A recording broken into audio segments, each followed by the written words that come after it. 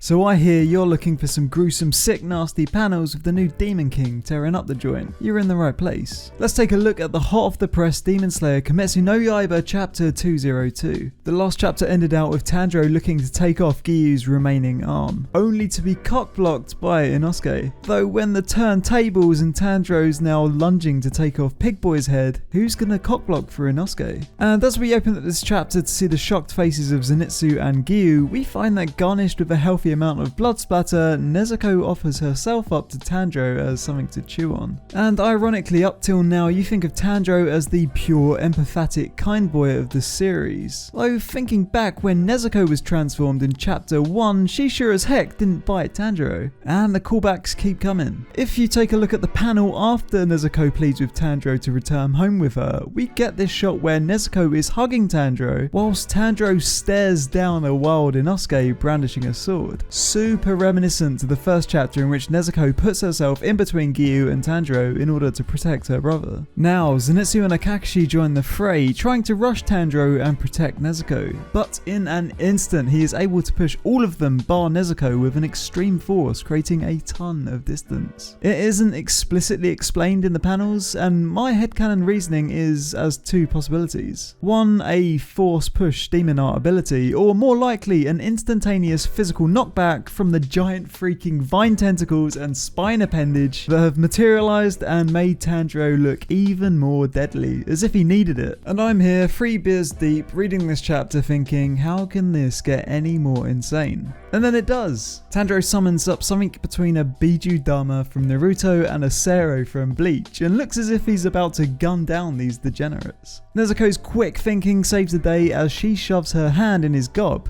and her arm gets torn up pretty bad. Despite the misfire, Tanjiro still launches his testicles to whip Zenitsu and Inosuke into a building, having them collapse into a heap of rubble. Giyuu questions why Tanjiro isn't devouring Nezuko despite her dripping with blood right before his eyes, wondering if Tanjiro too can suppress the demon inside him. We find Yushiro cowering on the sidelines, kinda useless due to the sun and unable to affect the outcome of the fight, unless he sneakily has a couple of spare demon poison and potions on him. Speaking of which, allow me to clarify this next part in case you caught some of my awful translations from my spoiler video. We find Kanao in a flashback talking to the very much alive then Shinobu as she gifts Kanao with some demon reverting medicine. Shinobu states that spare demon reverting medicine was made for Nezuko, but in the end it wasn't needed. And she expresses that Tamio was a wicked cool lady, and that's a pretty fair sentiment. Back in the present, with resolve in spades, Kanao uses her Scarlet Spider Lily Eyes Breath of Flower technique, a total concentration technique that puts extreme stress on the eyes in exchange for superhuman levels of movement prediction, a trade-off for usually going, well, blind.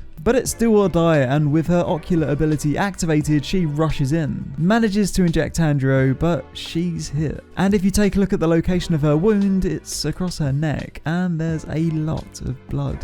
We don't see Kanao in this chapter again until the second to last panel, collapsed on the ground, not moving. But hey, that's show business. Let's talk about silver linings. As soon as the medicine went into Tanjiro's system, he developed some rationale. And we see some internalized dialogue about not hurting Nezuko. And the final panel is Tanjiro's face, and despite Kanao's limp body at his feet, he's put his fangs away. And there's a deep stare of concentration on his face. Could it be his humanity resurfacing? Perhaps he's being overwhelmed with waves of guilt from all the blood on his hands. Okay, let's call it a day. I'll have a predictions video for chapter 203 up soon, as well as a video discussing some of the themes, references and callbacks from this chapter and go a little deeper. Check it out soon.